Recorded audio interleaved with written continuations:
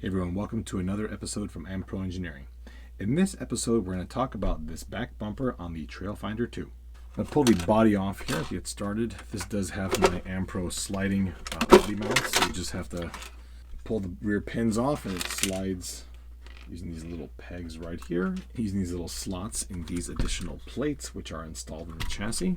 And this will give us plenty of room to look at the rear bumper. So this is the bumper prior installation. On Shapeways, these are only available in a white nylon. So this is going to have to be dyed in whatever color you'd like to dye it.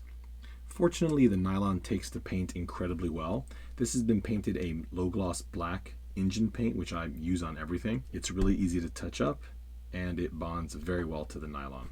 On the back side, you can see that there is a receiver hitch. This receiver hitch is designed for a 6x6 receiver. The one that's shown here is an Ampro 3D printed unit, but I know RC4WD Drive also makes a variety of these and they are designed to fit into this. I also have these little tow hooks installed. There are two pads, one on each side, designed for not only these hooks, but really anything that has a 9x9 bolt pattern. All manner of these little tow hooks are available on eBay, or you can simply ignore them.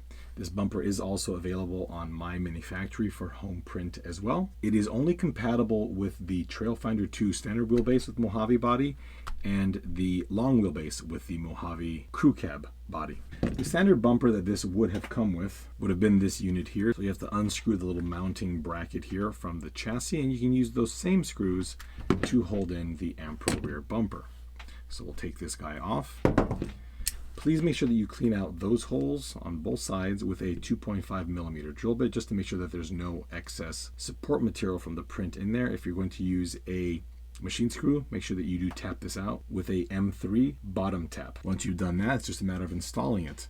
These three studs align to these three holes here, and this just helps to minimize the torque about the pivot point right here. So it's spread out through this rear body mount I-beam as well. Go ahead and line that up. It might require a bit of a push, but it should just slide right in there. And then go ahead and take your screws and thread it on in. Once you've gotten that all screwed in, you are all set. Just a little sneak preview here. I will be releasing a brush guard for the front as well. This is the production brush guard, and that will, like the rear one, simply take out the front bumper mount, and this will simply slide right into place, just like that.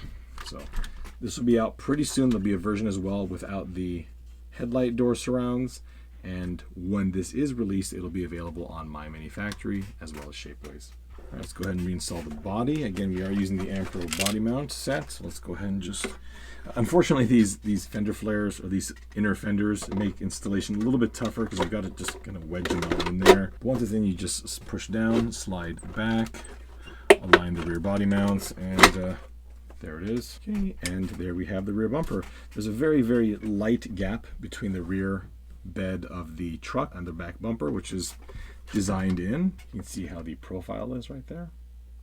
I have a particular affinity for these. As you can see, my Tamiya High Lift has a very similar bumper. It's the exact same geometry, it's just that it mounts a different way. And this variation here does have a little taillight that is embedded into this little grill there. But otherwise, it's the exact same style. My lack of creativity does not end there. The WPL C24 also has the exact same style of bumper.